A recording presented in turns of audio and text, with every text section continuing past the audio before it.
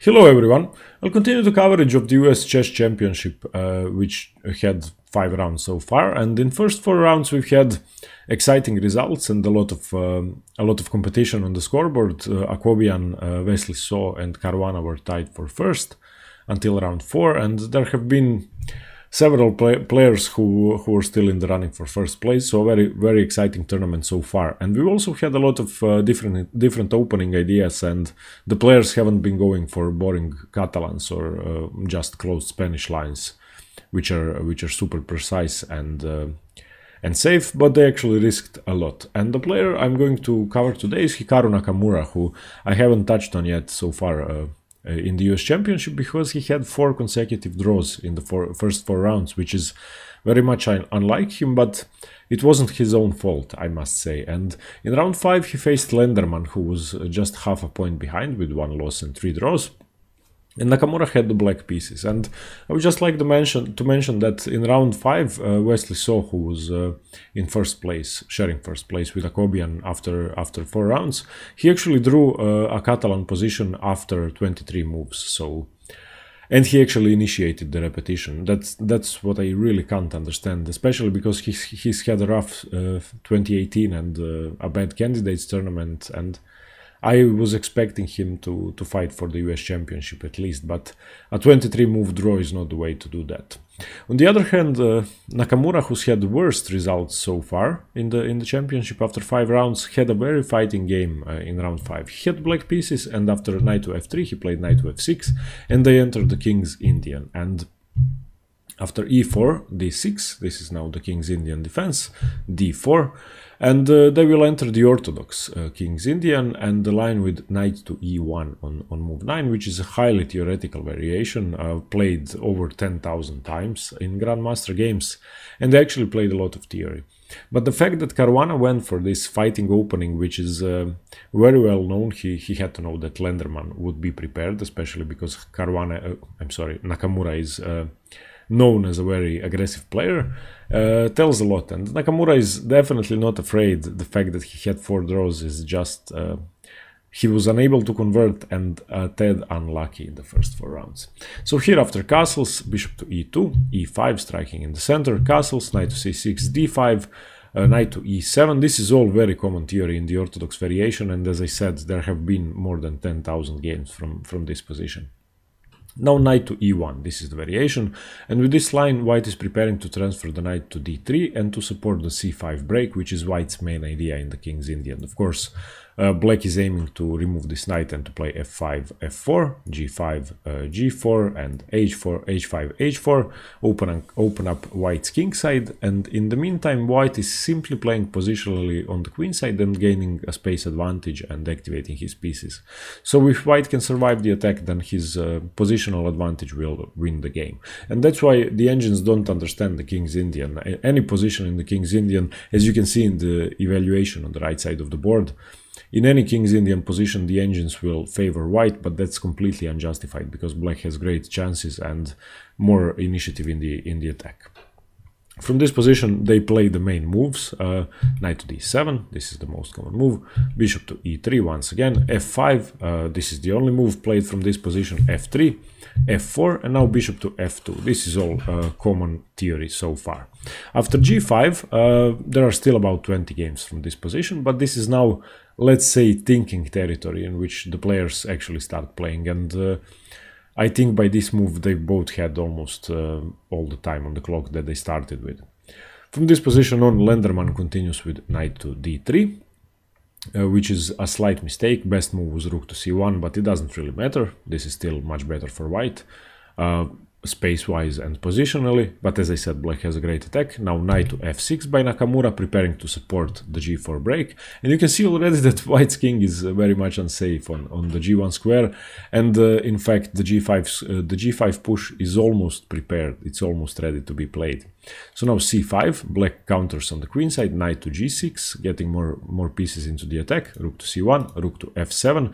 This is a very common plan because after white captures on d6, c captures on d6, or queen captures on d6, or bishop, if the bishop is on f8, then the rook is defending the 7th rank, namely the c7 and the b7 pawns. So this is a very common idea. The second thing is that black is fast to double rooks, or even transfer the second rook to f8 and then this one to f6 and to g6, but that's another idea. Now king to h1, once again the most common move, getting away from the dangers of the g-file, which will inevitably be open, even if black had to sacrifice a pawn. Now bishop to f8, as I said, a very common plan, supporting d6 and c7 indirectly, and once again preparing to get the rook to g7. Now rook to g1, rook to g7, b4, white is playing on the queen side, as I said, and waiting to be cramped on the king side further on, because there's nothing white can do in this position. Any pawn push would be too aggressive and perhaps irrational in this position. Now h5, queen to d2, and now g4. And this move wasn't the most precise by Nakamura, but it's the most aggressive one, and it's completely justified. And now the break is prepared. The queen moved from the d1 square, which was guarding g4 indirectly, and now if f takes, h takes, bishop takes, there is the knight and the bishop here to support that idea, and the break is now secure. g3 by Lenderman. This was the best move, trying to stop the opening up of the entire position. F takes g3, rook takes g3. Better was to take with the bishop because of h4. We'll see why later on. And if the bishop was on g3, then retreating would be much simpler. Now a5 by Nakamura, striking on the queen side as well. And here is where Lenderman went badly wrong. He played a3. This is far too passive. What he should have played after a5 is c takes d6. And after bishop takes d6, b takes a5, rook takes a5, rook g to g1. You can see that the position is now much simpler to play for white, and that he actually has a free hand on the queen side. He can increase the pressure, and black's initiative on the king side isn't that, it won't result in that much. Now after g takes f3, bishop takes f3, bishop to g4. Okay, it does look dangerous, but white is better. Bishop g4, h takes, rook c to f1. Queen to e7, and you can see that the position is equal and white stands okay. But after a5, he played a3, which is far too passive. And now after a takes b4, Nakamura had a winning move, and that's simply because he resolved all of the issues on the queen side. And now white no longer has anything. And of course, if white can't do anything on the queen side and black is better on the king side, then theoretically black is winning. And in this position, he actually had a move that would have gained a lot more initiative. First of all, let me show you the move. That would be h4. And now from this position on, white can of course either sacrifice the exchange on g4 or retreat the rook. The best move would be to sacrifice the exchange. I will show you why. If he took on g4, then knight takes g4, f takes g4, bishop to d7, developing the last piece, rook g1, rook h7, g5, queen to e8. You can see that white is surviving this position. The bishop pair is holding the fort, and the knights are quick to get into the game and to defend the king.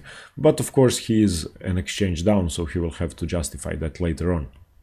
But black doesn't have such a strong attack. The second idea, which he would have probably played, I'm not sure he would have sacrificed the exchange, would be rook g to g1. And now black has too much of an initiative and actually an advantage now. Even the engines like black in this position. Now g3, h takes g3, h takes g3, bishop takes g3, and now knight to h5. And you can see that the f4 square is critically weak, and after bishop to h2, knight gf4. And of course now the knight can't really be taken. If knight takes, bishop takes, pawn takes, queen takes, then the king is completely naked. And as soon as the queen is able to get to h4, black is completely winning. So the best move would be rook takes g7, bishop g7, cd6, cd6, and now bishop to f1, trying to defend the diagonal, and of course not letting the bishop enter the h3 square. However, that has a downside, and that's the fact that the rook isn't controlling g1 anymore. So now bishop to d7, knight takes f4, e takes f4. You can see now that black has a lot in this position, and of course The material is better for white. White is up a pawn, but black has such a strong attack that will be hard to resist. You can imagine, first of all, now that the pawn is supporting the g3 square, the queen coming to h4 and knight to g3 being completely winning for black.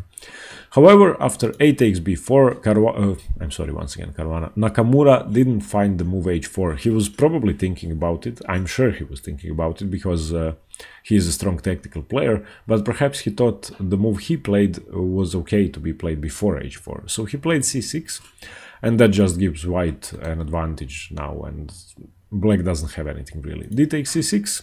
Lenderman partly returns the favor. This was a mistake. The best move was f takes g4. Resolving the tension on in the king side, but after d takes c6, b takes c6, c d6, queen d6, white stands better, and he can first of all play bishop to c5, and after queen to d8, bishop f8, queen f8. You can see that black no longer has an attack, and the queen side is much better for white. So in the King's Indian, usually if you manage your own plan, then your opponent will be worse. And same as in some Sicilian positions, they are playing on opposite sides of the board. However, white isn't trying to checkmate. White is trying to get a slow positional edge and withstand the attack black has on the king side. So white succeeded so far. F takes g4, bishop g4, h3, chasing the bishop away. Bishop e2, queen e2, rook a2, a7, supporting the g7 rook. And now the position is slowly transposing to a draw, because Lenderman is going to find a way to trade the queens. And you can understand that he must have been content with that, because he's 200 points lower rated almost, and Nakamura is of course a big favorite in the game. And I have to say I feel sorry for Nakamura, because after 4 draws this is looking like the 5th one, and he must have been devastated, especially since he chose such a fighting opening and tried to face white in an opening he knew he was worse in theoretically, and he knew that Lenderman would know the theory, but he still went for it, and I admire that. Now rook to f1, knight to f4, attacking the queen, rook takes, knight takes f4, e takes f4, queen to c4 check, and now he has to trade queens. If he doesn't, his position will be far too passive, and after queen to f7, queen takes, king takes, rook f4, white is a pawn up, but that doesn't mean anything, of course, because the rook ending is drawn, because you can imagine that the only pawn remaining for white will be the h3 pawn, which will be impossible to queen, because the king is fast to get into the corner. So after rook g3, king h2, rook takes c3, taking the knight. Of course, this isn't sacrificing the knight, because white can play e5, king e6, e takes, king f7. You can see that the king is stopping this pawn. Even if the king takes on h5, then white is still too slow to queen. h4, c5, bc5. Now they agree to a draw, but of course after rook c5, the rook can come to c6, take the f6 pawn, rook takes, king takes, even though if in that time white captures the h5 pawn, the king can just march to the center, to the corner, and stay on h8 and g8 and draw comfortably. So a draw, and a draw from a fighting position, which can't be said for Wesley So's game from round 5, which I was very disappointed about, and the same can't be said about the whole Gashimov Memorial tournament, which had the first win only yesterday in round 4 after I don't know how many games. All the games were drawn in the first 3 rounds, and every game apart from one in round 4, in which Topalov finally won and he beat Memadyarov. I will cover that game a bit later, and I have to say I'm happy I can finally cover one of the games from the Gashimov Memorial, but all in all, a disappointing Gashimov Memorial, and now the US Championship has had a very disappointing round 5 with 5 draws, and this is the only game I wanted to highlight because of Nakamura's fighting spirit and the fact that he went for a win. He's trying to win and he just can't manage. But anyway, thanks very much for watching. I hope you got something from this King's Indian by Hikaru Nakamura, and that you can at least learn some theory in the Orthodox King's Indian. And stay tuned for more chess. Thanks very much. Bye.